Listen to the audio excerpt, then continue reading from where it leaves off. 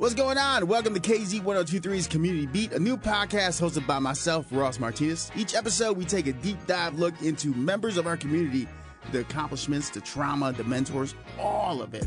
I hope this brings light to all the great things going on in our community. Yes, at times it may be difficult to hear, and some episodes will have some spicy language, but please don't be deterred. There's so much beauty in our stories. All right, let's get to KZ's Community Beat. Thank you for listening. You know, it's like in our immaturity, we try to approach a winter season like a summer season. Welcome into another episode of KZ 1023's Community Beat. I am your host, Ross Martinez. Alongside, I have Jorell Glass, famously known in town as Mr. Glass. We live by each other, and I've just now figured out your name after 8-9 months.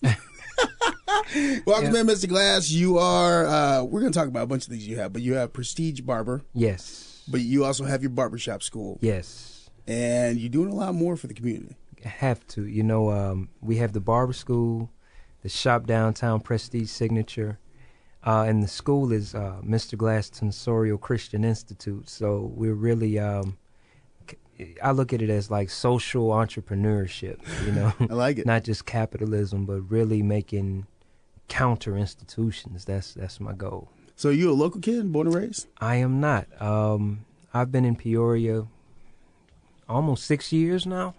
Oh, what brought you to Peoria? You know, I had business actually. So I had a barbershop in Kankakee Mall, and then I opened up one here in Peoria. That's a ways away. My goal was to franchise, so I had this grandiose idea of having barbershops. I have like a model for high traffic malls, and so I had one in Kankakee and I had one here in Peoria. When I had gotten the one in Peoria, I went through a rough divorce, and that's how I became a Peoria resident. Oh. Yeah, after a divorce, after like 14 years. You gotta move to the Midwest, you know what I mean? Like, heart of the Midwest, Peoria, Illinois. Yeah. That's interesting you said that, because I went through a breakup before I got there. Wow. It's kind of like, yep, you move somewhere, you start fresh, you kind of get a fresh plate. Yep. You clean the mental, the emotional aspect. Definitely. So you got to Peoria, right? Mm-hmm.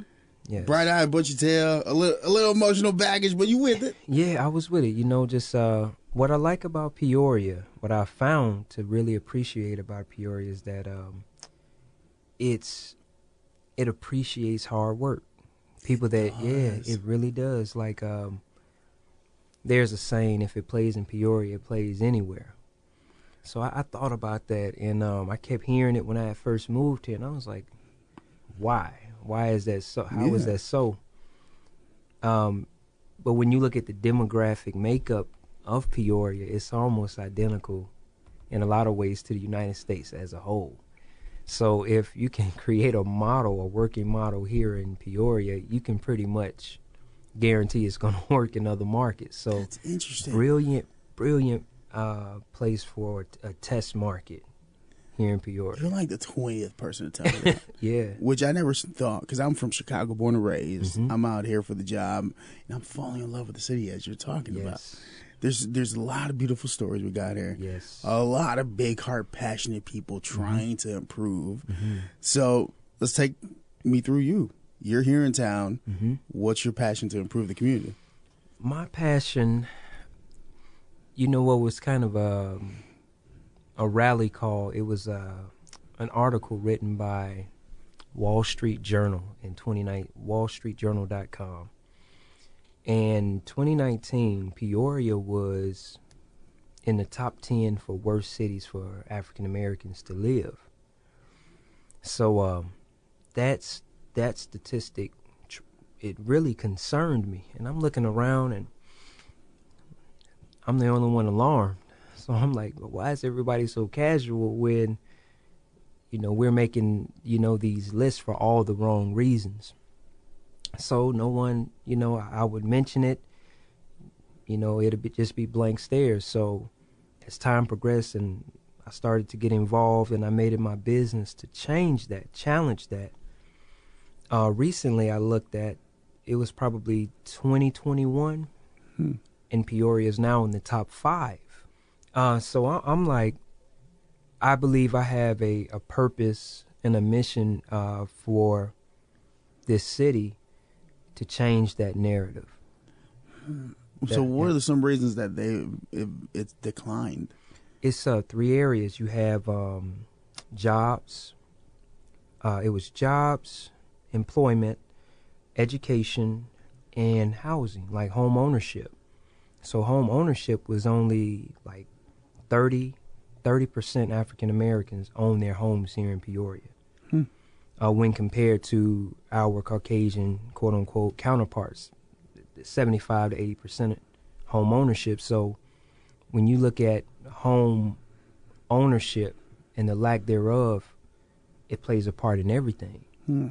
So when you start, for instance, if you go to Zillow, you put in certain zip codes, they're going to pull up schools, safety, and unfortunately, here in Peoria, the most of 61605, these communities, they're not getting the resources. Education is subpar, and nobody's like ringing the alarm. I dared to ring the alarm. So even with housing, jobs, with the decline of Caterpillar's imprint in this city, it's things are changing. It's going into from industrial to healthcare.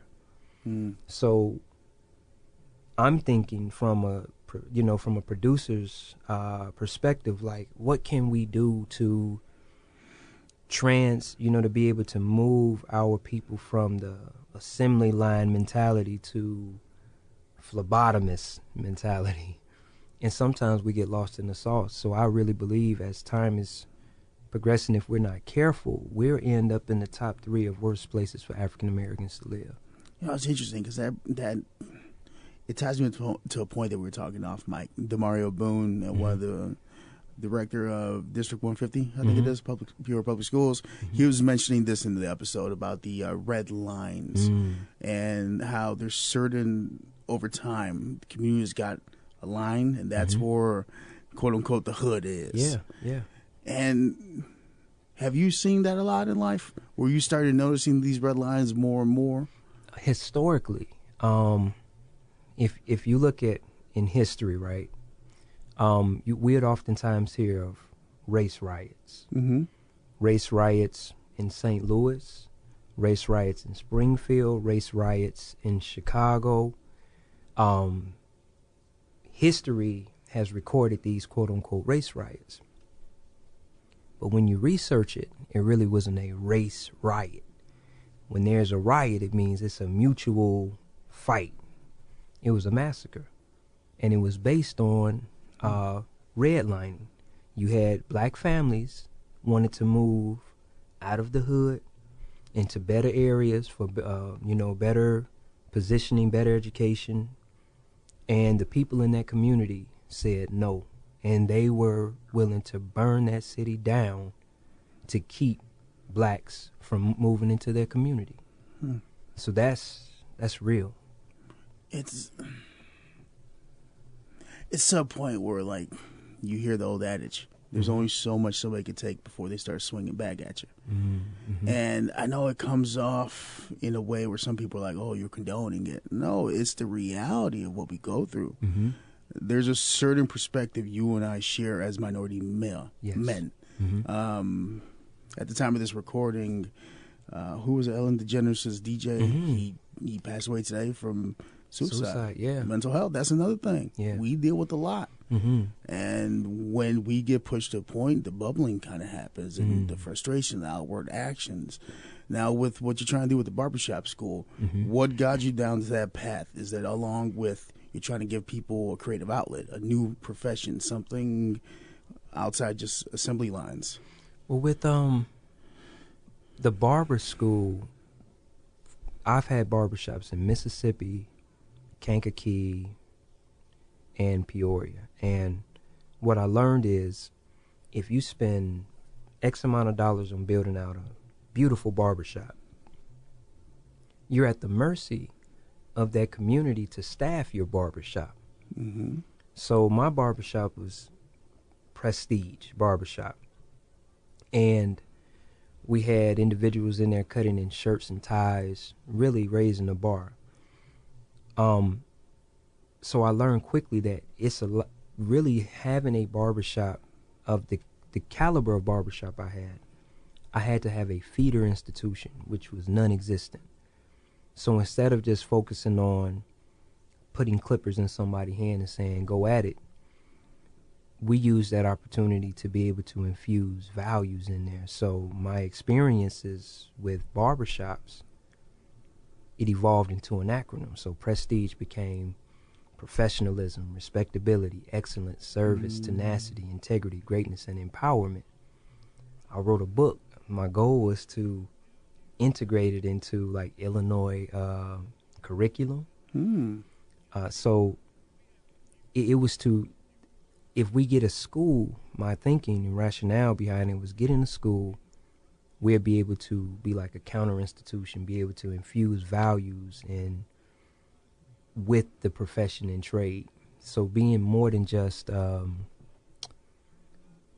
just cutting hair, but just being a barber with in a career, a legit career path. Right now, barbering is like a plan C. If plan A don't work, B doesn't work, it's on down the line. But I know barbers that are making six figures, doing very well. Yeah. Very well, doing very well. And Diddy has one on retainer that pays all day. There you go. Diddy, it was a DJ Khaled, he has a barber on staff. So when done correctly, barbers, it's a really good profession, a trade that has withstood the test of time. Oftentimes they said that barbering was recession proof, but I found that it wasn't COVID proof. Really, it hit you hard. It hit our industry hard, especially here in Illinois, because we were considered non-essential. So J.B. Pritzker, Governor Pritzker said, you all are non-essential. Go home and don't come back until we tell you to come back. And that just really rubbed me and agitated me to the point where we have to create an industry that's revered and respected. Where where it's like, before they announce you all are non-essential, we're sitting down and there are lobbyists in the room talking to the governor like, no, let's have other solutions. And that wasn't there. So that's my purposing behind the school. How was that mentally, dealing with being taken away from work? It was depressing. And I tell you, man, it was a season, a dark place, man, dark place. But through that dark place, I found, I rediscovered me. Yeah. I rediscovered me, man. In the darkest place, I rediscovered my faith. It was a pivotal point, like to be able to sit down. In our adulthood, how many times are we made to sit down, and just really, we had to sit down and really go over life. And that caused me to stop, reevaluate some things. And really, it was the best thing that could have happened.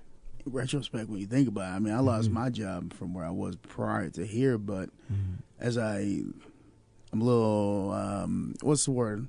Like, I'm looking back, a little nostalgic on things. I'm looking at it. You ever stop and look back at certain moments in your life as there were stones or forks in the road, but look at where it took you. Yeah. I mean, you're here now. Yes. Like, I'm here doing this, and I'm completely filled with passion. Yep. I get to talk to you guys. I get to talk to people in the community that are doing things. I'm like, okay. So the redirect, how was that for you? It was unpleasant at first, but it turned out to be most rewarding. A funny thing, when they said we were non-essential, I was depressed and I was sitting on my couch and I'm having a pity party, man.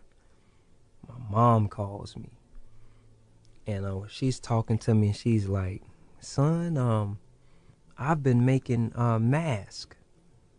You know, she had this pattern for making masks. Can't stop a hustler, man. No, you know what I did? I went, bought a sewing machine, created my own pattern. My mom inspired me. She said, you know what to do. You watched me do this growing up. Bought a sewing machine, my friend.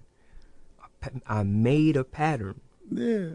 I made a 2-ply face mask and was sending them all over the United States during the pandemic.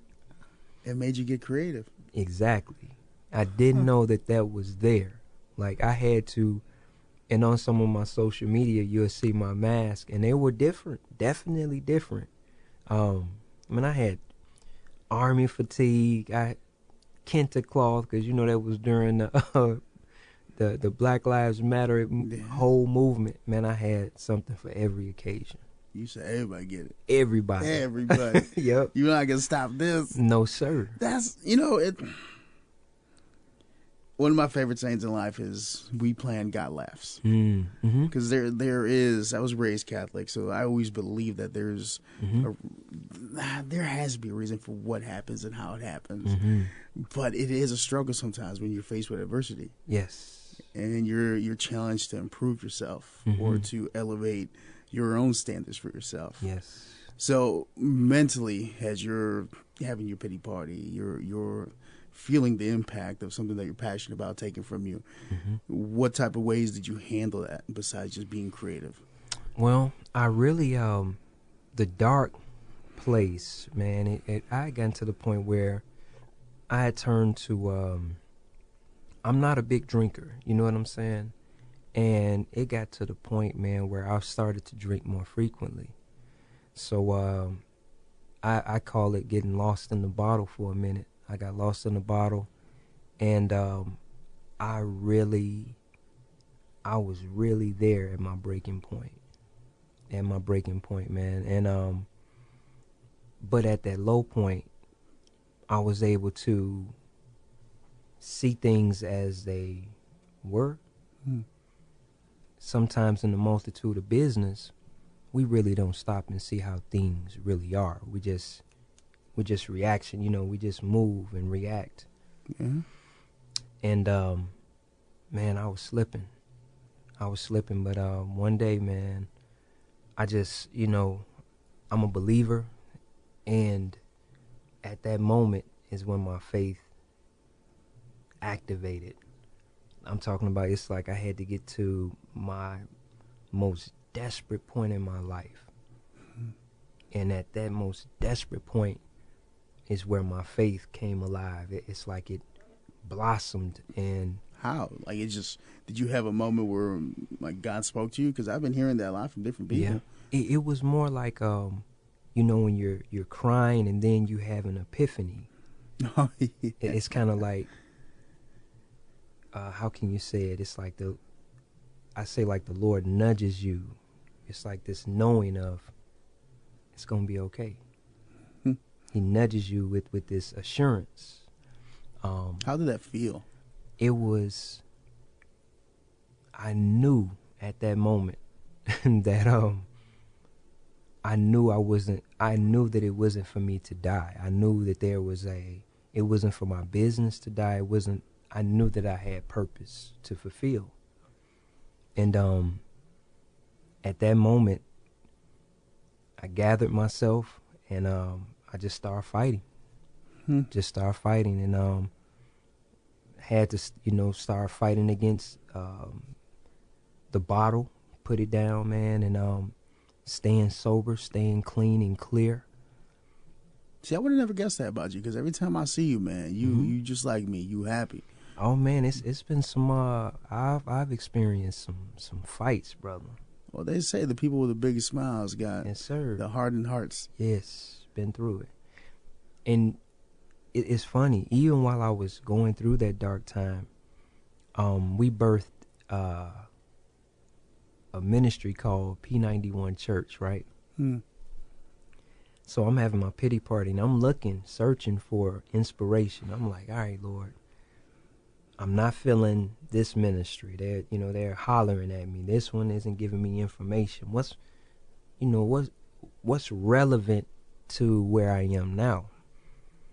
And then it was just like, start recording and be that relevant voice to where it's not so theologically deep. We're talking about this. Yeah. And I tell you, I started right on Facebook, man, doing recordings at different locations with just a very solid, a solid word, but just to encourage people that were going through like I was at that time. Did you have other moments in life where you felt God talk to you, or was this the first time that you actually felt the nudge? I would say when I first, I was in a bad accident. A bad accident. And really it was the end of my military career because I was in the Army as well. But I knew I had purpose after that event. And with some guys, man, and I was a squared away soldier. I'm talking about boot shine, pressed up all the time. They were trying to get me into the sergeant's program my first year. And one night, man, they come and pick me up. We going over this girl house, drinking and everything, and the police get behind the car. We're drinking. Everything is in the car that don't supposed to be in there. We're soldiers. The guy driving looks at the owner of the car, who was in the passenger side, and he says, "I'm sorry about your car," and takes off. So I'm in the back passenger side.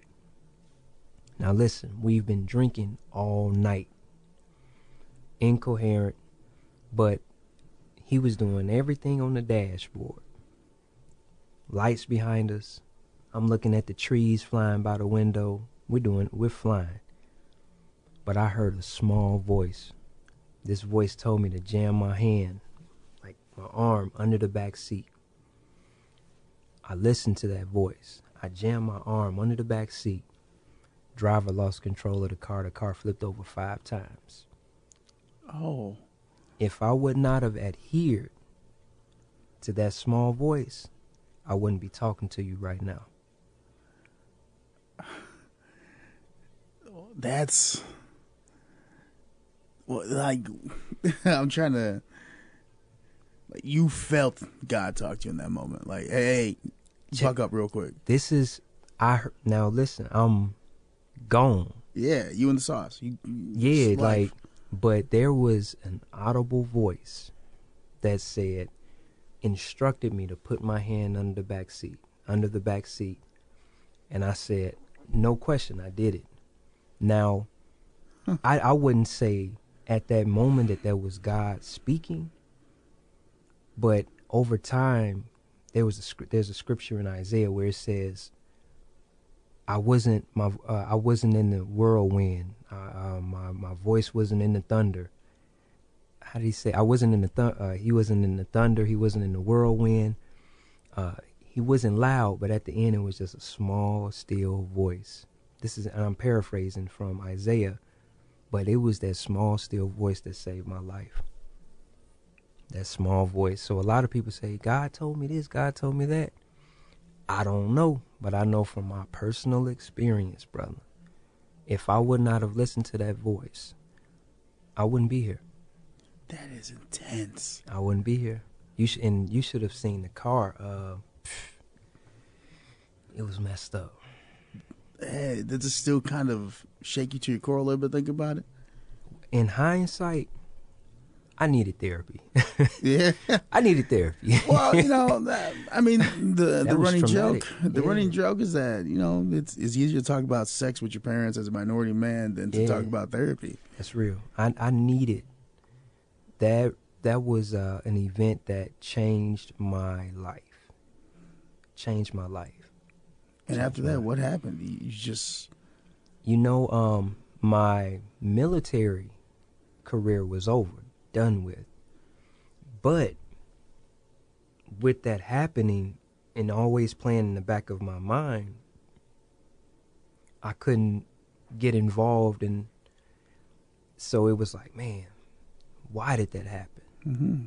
Like, why, out of all things, why would that voice tell me to put my hand under that back seat? Like, what am I preserved for? Why am I saved? And over time, and I eventually just submitted, you know what I'm saying, to the ministry. So I started following, really getting into like trying to understand Jesus, because and I didn't want to get to know him from a denomination. I didn't want to get to know him from any other. I wanted to get to know him personally. Build your relationship. Yeah, that was the most valuable thing to me. Huh. And by me doing that, my life went in a different direction, man. I ended up accepting my call to ministry. I did some training. Man, I've preached in Mississippi, so I have preached and ministered. I've performed multiple funerals. Like, if you Google my name right now in Kankakee, Illinois, multiple funerals, man. People in the community. So that voice started a snowball to where it really moved me into purpose, and that is serving humanity and sharing the love of God, man. I'm so imperfect and so but imperfection is beauty, and that's what I'm learning. Yeah. That's what I'm learning, brother. Like, man, when I look back over it, I just sit back and I weep. I actually weep, man, because some of the guys that I grew up with, that were in the military with me, man, some of them still in prison right now. Some of them got 40-year bids then. Man. So it's just I'm very grateful and humbled to be here. Yeah, you have the opportunity to make an impact. Yes. It's 2 times in your life where life has got you down drastically. Yeah. Yep. But God spoke to you both times. Yes. And he's like, I got some plans for you. Yeah. Yep. Do you believe in angel numbers? You know what? I do. And I've researched that because, I mean, if you look at numbers throughout the Bible, numbers are significant. There's a book of the Bible named Numbers, and it's a census. So I do. Because last month and a half, I've been seeing my angel numbers repeatedly everywhere. And I've been feeling like I'm getting called to something. I don't know what. I hear you. I went to Bible study. Willie Williams invited me out. It was all right. It wasn't my thing. I respect it. It wasn't my thing. And I'm like, what am I being called to right now? Like, you have those moments still? Yes. Where, like, you feel like you're getting called down to something, but you don't know what? Yep. It's always like it's a scripture that says, many are called, but few are chosen. And, man, when there's a purpose in you, it's nothing you can do. Like, the very thing you were born to accomplish, like, there's a meeting, there's something an experience that only you fit the criteria to meet. So all of your experiences have put you on this path for this purpose. So even as it's a hunger that it supersedes religion, when you're really seeking Jesus and wanting, man, that relationship becomes so rich where only he can satisfy that thirst and that hunger. You know, and then you'll find yourself getting up at strange times of night, praying and like reading your word and stuff, man. And it's because you have that connection with him. Yeah. Man, so I encourage you, brother. It's a beautiful thing. I was raised Catholic. I was Sunday school taught it. I was with the catechist.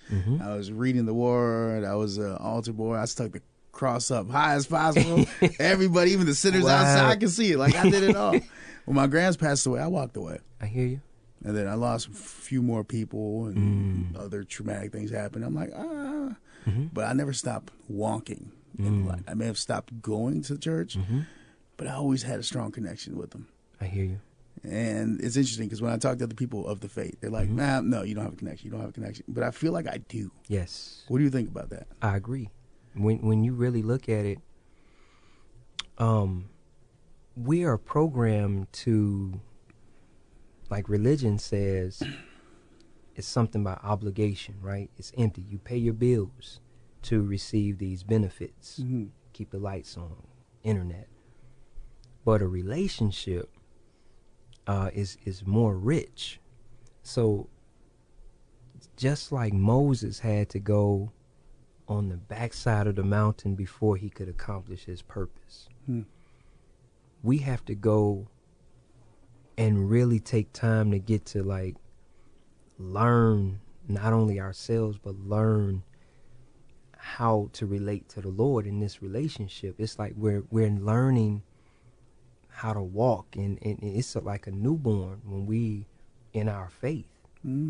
So time and that development, nurturing, like praying and seeking him, that infant begins to grow. So it's like a lot of us in religion, we're walking around infants because we haven't gone to the backside of the mountain. We haven't been processed. Yeah, I think I'm at the backside of the mountain. I'll be honest with you. I'm back there. But you know what happened on the backside of the mountain? Moses encountered the burning bush. His moment. Come on. His moment of God speaking directly to him. There you go, brother. So you've had your moment. Yes, sir. Were there other moments in life that have stuck out? Maybe not where you have experienced God in the moment, but have experienced, all right, now it's time to go behind the mountain. Or like areas of your life kind of led you down to where you are now. You know, I call it seasons, and there are. You're the sixth person this week to use that. Life is seasons. It is, but it seems like the most important thing is discerning the seasons. You know, it's like in our immaturity, we try to approach a winter season like a summer season. Break that down, because you know what? I kind of get that, but I feel like there's somebody else, me, that doesn't fully get it. So this is how we approach it, right? So if you look at life as seasons and there's a winter season, you know how to approach a winter season. You have to dress differently, and you know, got the big coat, the scarves. Come on. You ain't outside in a miniskirt. Yeah. There you go. Unless or it's a your tank top. So in different seasons call for different responses. And when we aren't discerning the right seasons, we respond out of season. So here it is. There's a time where we should be settled, still, and just kind of sitting back and reading and growing. Instead, we're out active like it's summertime when the Lord is like, no, it's dormant time. It's time to develop. It's time to grow. It's time to heal. It's a time. So every season in fall, you know, you're getting ready.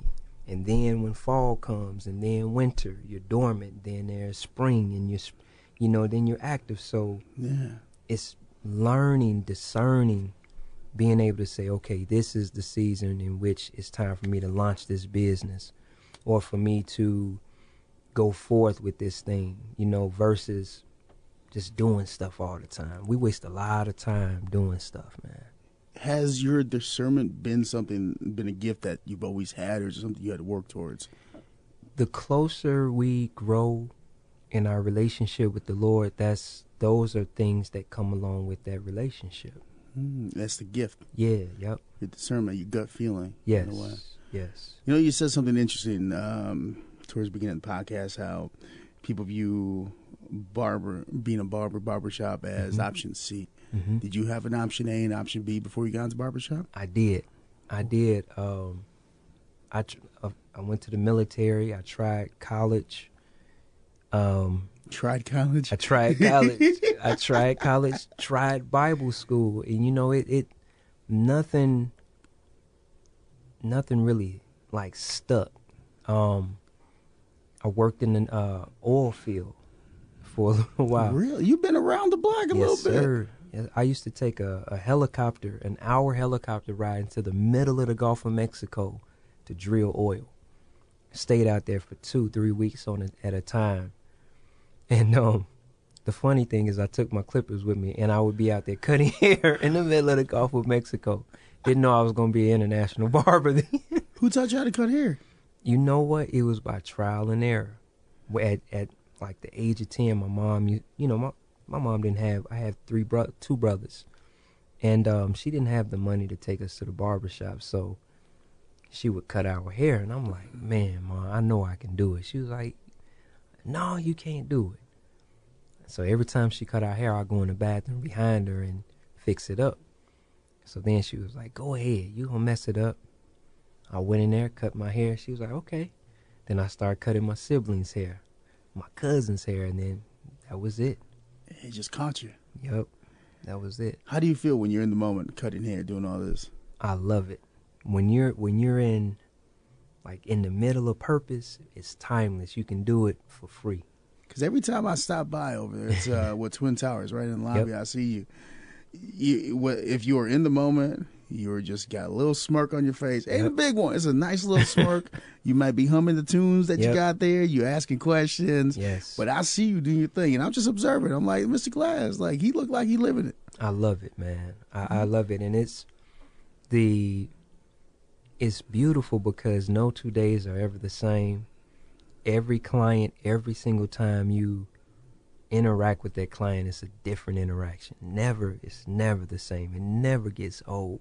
The hair lays different every single time. So every time there's a different challenge. Yeah. But I love it, man.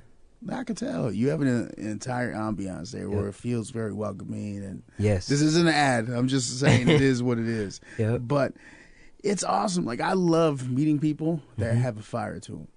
Not that I don't love people that don't, but it's something captivating when you find somebody that is walking in that purpose, and you just see them, and you're like, okay.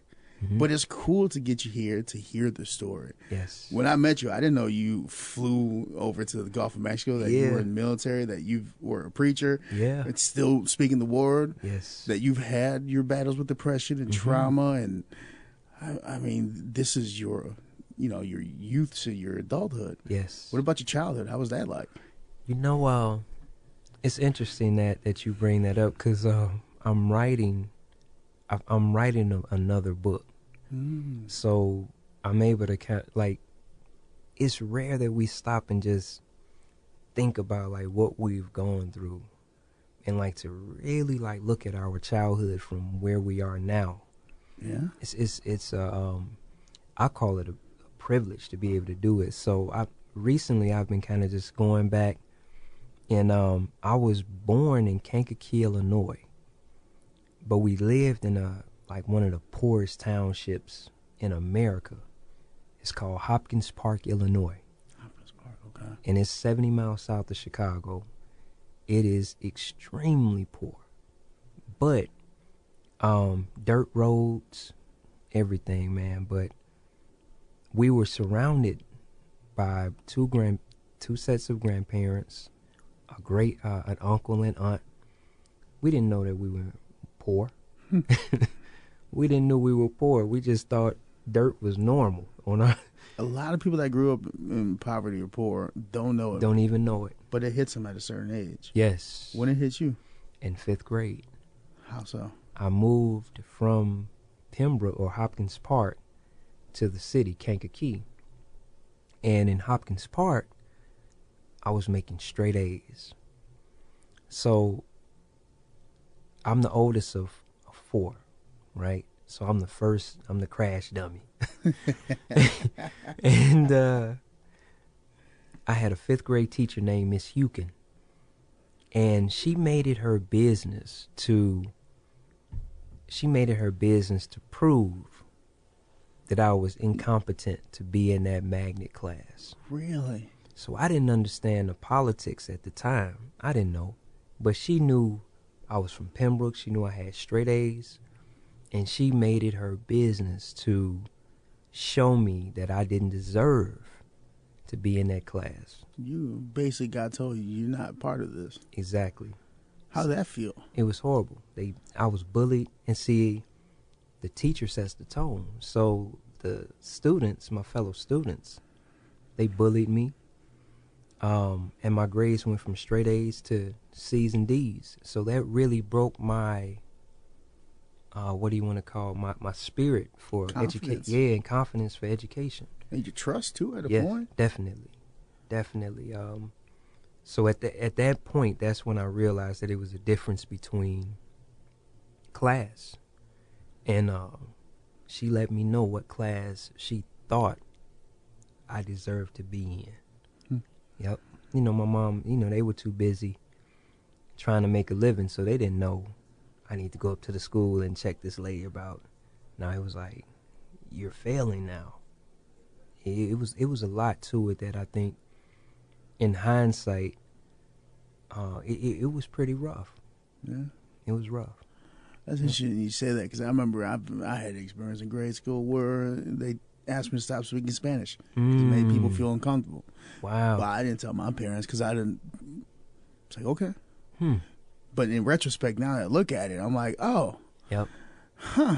Mm-hmm. And I didn't embrace, I think, from that moment till I think I was in college and dated this one girl who spoke a bunch of Spanish. Yeah. It wasn't until I embraced it again. Mm-hmm. And it's interesting how trauma can carry on into your adulthood. Mm-hmm. So that trauma being out of place, not wanted, not having comfort or guidance, how did it impact you as you were evolving and growing in life?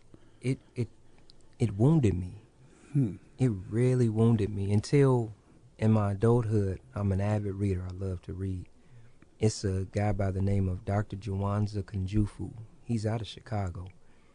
But he wrote a book, and he was talking about the conspiracy to destroy young black men, right? And what he said how by the fifth grade, it's an effort to get young black men or young minority men disinterested in school. So by the time they get, to fifth grade, they deal with these difficult teachers. They don't want to do anything. So he went as far as saying that we have to focus our efforts on grades 1 through 5 if we want to create good students. And it's been such an effort to destroy that confidence early. So that confidence is destroyed early in minority communities, but at the same time, they're building prison beds based upon that. The metrics they begin. Come on, man.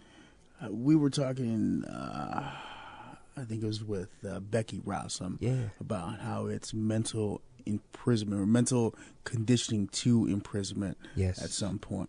That we are preemptively creating a pocket in society that we just start feeling our minority male, breaking homes. And I know people hate to hear that. There's gonna be somebody right now that listens to it. Oh, screw this, and they turn it off. Cool, fine. You're not ready for the message. But there's a perspective that we see, that we've experienced. Yes. You got told flat out you're not wanted here. Yeah. I got told to brown less it up. You know what I mean? Yeah. So, how are ways you've taken that obstacle and trying to positively impact members of the community, or that you want to? I with the barber school, I said early on, I just didn't want to start a business. I want to start an institution. So when I look at building a school, whoever comes through those doors, we're going to be able to impact them. So if we can, and I call it counter institutions. So if we can get young men and women to come through our doors. Haircut, for whatever service, if they want to go to school. They're coming in and getting what they may have missed early on. So if they've dealt with a bad teacher in grade school, we're able to nurture them back, get that confidence back to where they're feeling like, man, okay, I can get my barber license, or academia isn't that bad. So my approach is to be able to create a counterbalance per se. Like, I don't do squeaky wheel. You know, I'm just not out here. If I see a problem, I'm going to do everything I can do to build something to correct it. Nice. Yeah, that's what I want to do. Have you had mentors in your entire life, from childhood, adulthood, people that have stood out, that have helped, made that trauma a little bit easier to manage? Really, I was very close to my grandfather, my mom's dad, and he was quite the character. He was a preacher as well. My dad played a really big role in have, you know, some level of support, but honestly, I yearned for a mentor. And I being the oldest sibling, we don't have an older brother to run to. So I found myself always looking up to, you know, the OGs and stuff like that, and constantly being disappointed because they didn't want to mentor me. So I felt like a roamer at times, man. But I started reading certain, you know, getting into reading. Like, my favorite book is by this gentleman by the name of James Cone. James Cone, okay. Man, he wrote a book called The American Dream or The American Nightmare. And it's a dual biography on Martin Luther King and Malcolm X. Yeah, it's a duality with them. It is, man, and he breaks down how they were born, their parents, from birth to death. He compares and contrasts them throughout the entire book. Blew my mind. What do you love or admire about each of them? Because they're very different. Very different. Very. Very, very different. What I like about Dr. Martin Luther King was his diplomacy. His diplomacy. I've been to the Civil Rights Museum in Memphis, Tennessee. It's a civil rights museum in Alabama, Birmingham, Alabama. And without Dr. Martin Luther King's diplomacy, the rooms that he was able to get into and to bring up issues impacting those stressed communities, we would be back years. Malcolm, on the other hand, he embodies courage. And with that courage, he spoke things that may have been controversial, definitely controversial. However, as a black man, he did not bite his tongue in an era. He did not. At all. So it gives us a sense of courage, you know, to be like, okay, if I do feel this way, it's okay to feel that way. I'll be mindful of how I express it, but it's okay to speak. So I really admire his boldness to be able to speak to power. Do you find yourself with the duality on days or weeks where you're like you have to pick and choose if you're Dr. Martin Luther King or if you're Malcolm? You know, it's so many.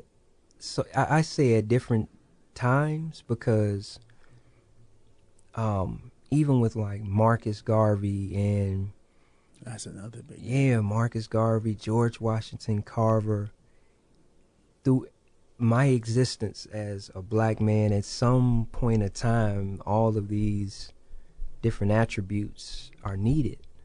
It's sometimes where I will be needed to have to stand up for what I believe is right. There are some times where I may have to be a bit diplomatic. There are times where I'm going to have to be creative like George Washington Carver and make something out of nothing. So all of those play a part in my fabric. Mm-hmm. A collection of stories and tales that make the man you are. Yes. You're a family man, right? I am. You have a young boy? I am. We have my ex-wife, because I'm divorced now, but we have 3 children together. So we have 2 girls and 1 boy. So it's Gavin is the baby, Jory, and Gabrielle. So it's 18, 16, and 15. Oh, wow. And then we have 2 grown sons. One of them have a son, so I'm actually a grandfather now of 2 years. How'd that feel becoming a grandfather? It was surreal. It was surreal. Everything that I've gone through, and you know, writing, you know, just life as a whole, man, to see a third me, a third generation. The branch growing. Man, I mean, from your grandfather to you becoming a grandfather. Yeah, yes. A person who was a big member of your upbringing. Yes. Yep. Do you find yourself instilling some of the morality and life lessons that your grandfather taught you, your father taught you? Definitely.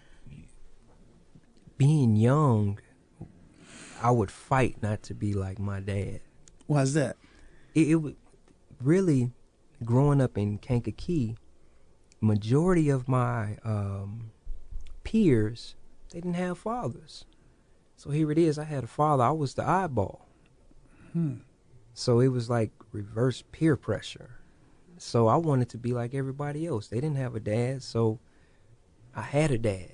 He worked all the time, he was never there, but I had a dad. So for years, man, I low-key resented him. How do you feel about that now? Now, we have a really good relationship. It's growing. Good. Because when you look at your dad, you're really looking at yourself, flaws and all. Man, I hold my pops so high, man. Yeah. He's taught me everything. Amen. Amen. I've yet to have the blessing to become a father. I wish I do. Yeah. But how was that moment when you had your first kid? Like, what changed in your mind? It was like a starting block. Like, I ran track in high school, and when you have that responsibility, it's like life. It's on. Now you have to. It's no longer about you. No. So it was definitely a fight. It was definitely a fight to be a father, to give something that I impart something that I may not have had. So I had to be creative, but it's been a road. Definitely been a road. What's some of the biggest things you've learned about yourself in the journey since becoming a father and now a grandfather? Grace. How so?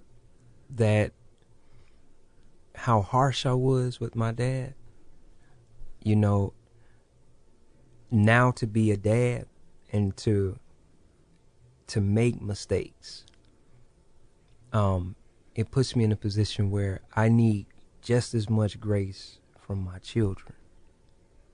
So instead of me being a knucklehead like, Dad, you didn't do this, now it's my children are like, Dad, you didn't. I'm like, I can't even get mad. So it causes me to extend even more grace, to love them even more. I find myself, man, just really praying for them, you know, at every opportunity, because it's just by His grace, man, that I have my babies. Yeah. It's a lot to contemplate and to sit and just analyze, like, from poverty to picking up clippers. Yes. To being told you don't fit in. Yes. To military, to experiencing near death. Yeah. And then finding your way to the oil fields, to back in Kankakee to now Peoria. Yes. To now being a grandfather yourself. Yeah. Yes. Your story is filled with so much. Yes. What do you want the community to know about you, remember about you, when all is said and done? Like, what's the important thing we should know about Mr. Glass? The most important thing, like if one word that can encapsulate Mr. Glass, is that of service. Service. I don't want to leave nothing unpoured. I want to pour everything out to this community, because I know what has been given to me or what hasn't. So when people see me and they, on Facebook and stuff, I just want them to see a person that's pouring out from experiences that just trying to make things better, man. That's my whole mission. So, what do you have left to do for the community? Glad you asked. See that over nice. I recently, was going for county board. Mm. So the election has come and gone. I didn't get it, but we showed a pretty good showing, and it showed that I was poised during the whole situation experience. So now I have an opportunity to be a chief of staff for a House representative. Oh, wow. So it's really opening up doors for me to really have influence to be able to change some things in this city. There are some in this city, just if we look at what's going on in Peoria, there are some real needs. The South End still doesn't have a grocery store. Education, yeah. 10% tell me that there's no... It's no and it's been like that for 7 years. Nearly 7 years.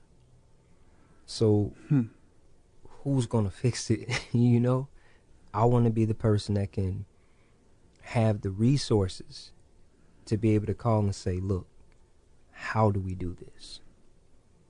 How do we get this done? Get the ball moving. That's it.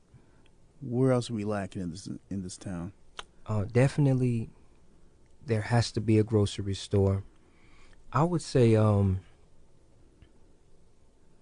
my platform that I ran on was grocery store, trade development, and economic development, right? If you look at the lifespan of a black business in Peoria, right, it's only maybe a year and a half, two, averaging. That bad? It's horrible for black businesses. I personally know of a handful of businesses that my wife and I have frequented, and we went there one day and they're closed the next. That quickly? Yes. So what is it that information that minority business owners aren't getting that gives them sustainability? So I want to be able to have like a program, a PACE program, where we see businesses from their inception, development, to pretty much give them sustainability to have long-standing minority-owned businesses. Yeah. Equal opportunity. Yes. Demario Boone, one of our former guests, he had this image. He talked about how you see 3 different people standing behind a fence, and one's tall, one's medium, one's short, and they're like, "Oh, we need equality. They all get a box." He's like, "No, my dream is to remove the fence." Yes. Give you the equal opportunity to see from your perspective. And that's even with the notion of equality, I really promote equity. For instance, it's enough to say, okay, we're going to hire, everybody. But when we can give everybody a piece of the pie, it changes everything. So equity, for instance, I didn't like the way the drug, how they did with recreational marijuana. I watched how they rolled it out, and I was very disappointed because in our community, they were satisfied with just saying, oh, we can ride around, we can smoke now, and we won't get pulled over. Mm-hmm. I said, hold on. I said, have we considered the manufacturers, the big names that are going to start dispensaries in this city, and we're not getting any of that money? No. So to me, equity says, I'm not just going to promise to get you all out of jail. Anybody who had a drug charge, you go through this program, we place you in a dispensary. Oh.